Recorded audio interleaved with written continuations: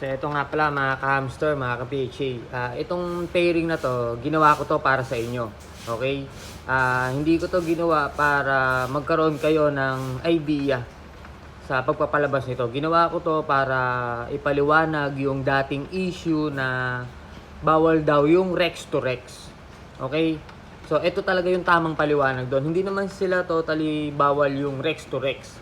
Okay? Actually, pwede lahat ng Rex na pagparisi mo na parehas silang Rex, kasi hindi ka makapagpalabas ng purong Rex kung hindi parehas Rex yung pagpaparisin mo na Campbell. Okay, kasi once na pinagparis mo ang isang Rex male hamster at isang hindi Rex na female hamster, ang kalalabasan lang ng mga anak nila, mas matatalo yung Rex. Okay, kasi mas mataas ang genetic pagdating ng pagbibreed nito. Mas mataas ang genetic ng female kaysa sa male, o yung genetic ng low mutation pagdating sa high mutation. Okay, so ito sa video natin na to, ipapakita natin kung ano talaga yung bawal na Rex, okay, na pagparisen. Dito kung makikita nyo, meron tayong Campbell dwarf hamster. Okay, nagtataka kayo bakit sila puti. Yung male po dyan is recessive white Rex satin. Okay, recessive. Okay, so ngayon yung female ganun din, recessive white Rex satin. Okay, parehas silang recessive, parehas silang Rex. Okay, sa condition nila talagang mataas na yung pagiging parang tinatawag nating congenital disorder pagka nagkaroon ng ng partnering. Okay, ngayon pinag-partner natin sila para ipakita sa inyo. Ay makikita nyo lahat ng anak nila walang balahibo yung batok. Yan, 1, 2, 3, and 4. Apat yung anak niya na walang balahibo lahat yung batok, dahil yan hindi bagong mutation yan, kasi baka mamaya sabihin nyo katulad dun sa Big Eye. Okay, hindi rin kasi mutation yung sa Big Eye, hindi yun rare. Kumbaga, yan yung tinatawag na congenital disease. Okay, ano nga ba yung congenital disease? Ito yung congenital disease na yan yung nagkakaroon ng genetic abnormalities, dahil nga yung parents nila parehas ng recessive white, tapos satin, tapos Rex pa. Talagang napakataas na nung genetic nila. Kaya kapag nagbanggaan ito, talagang nagkakaroon na ng problema, lalo na yung pagpapalit ng chromosomal changes na tinatawag. Nagpapalit na yung chromosome. Okay? Kaya yung mga magiging offspring nila nagkakaroon na ng problema. Okay? Yan na yung tinatawag na genetic abnormalities. Okay?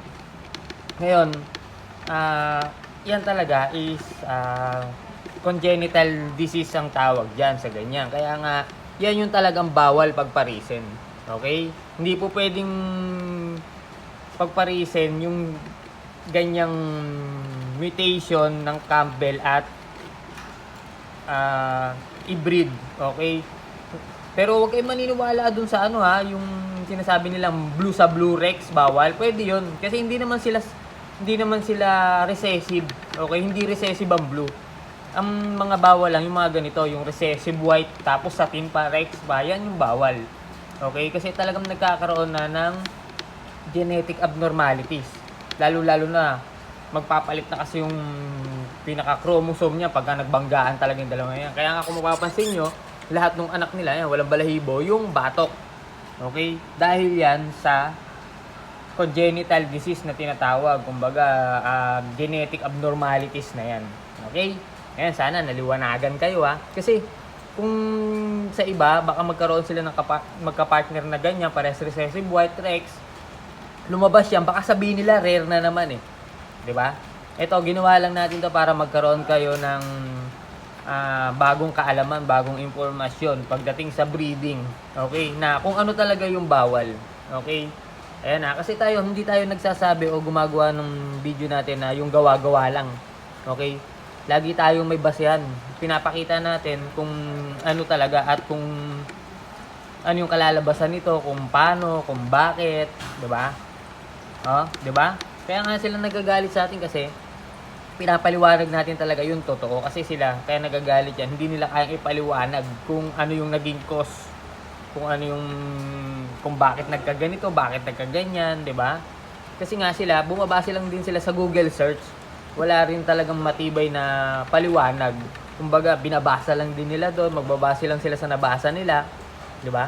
Tayo kasi talagang based on ano natin experience, talagang ginagawa natin yan, pinag-experimentuhan natin yan, tinitingnan natin kung ano yung lalabas. Okay, kahit paulit-ulit mong gawin yan, yan ang lalabas dyan.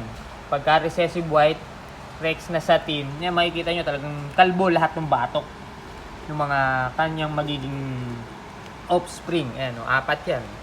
Makikita nyo pare-parehas lahat, walang balahibo yung batok dahil nga sa congenital disease na congenital disorder, and naging ano na sila, nagkaroon na sila ng nagtataglay na yung anak nila ng genetic abnormalities. Okay, ngayon pag pinag-breed nyo yung mga anak niyan, pinaris nyo sa iba, hindi naman nakakahawa yan, lalo na kung pinaris nyo yun sa hindi Rex yung anak niya, mawawala na yan. Ganun yun, huwag nyo lang gagawin kung gusto nyo ulit lumabas yan, yung magkapatid na parehas ng ganyan yung genetic, pagparisin nyo, ganyan ulit yung magiging anak talaga niyan. Di ba? Ganun lang yun. Same yan ang paliwanag dun sa mga big eye na sinasabi nilang rare. Walang rare na kapag binread mo, talagang yung mga anak 100% big eye. Okay? Ang rare, kapag pinagparis mo yan, yung possibilities na magiging anak niyan, 1, 2, tapos maaring isa lang mabuhay. Hindi mabubuhay yung marami. Pag nanganak ng marami yan, tapos lahat puro big eye, hindi rare yun. Diba? Kaya nga tinawag na rare. Okay? So, yun. Doon tayo sa tama, okay? Huwag tayo doon maniniwala sa mga AI. Okay? Kasi isa pa yan. Nililito lang kayo niya kasi iba yung pag-generate niyan. Okay, kaya makikita nyo, iba din yung itsura ng hamster. Lahat ng hamster may kanya-kanyang katangian yan. Hindi basta-basta nakikita ng, ano yan, hindi nahuhulaan ng AI yan. Okay? So, yun lang, mga ka-PHA.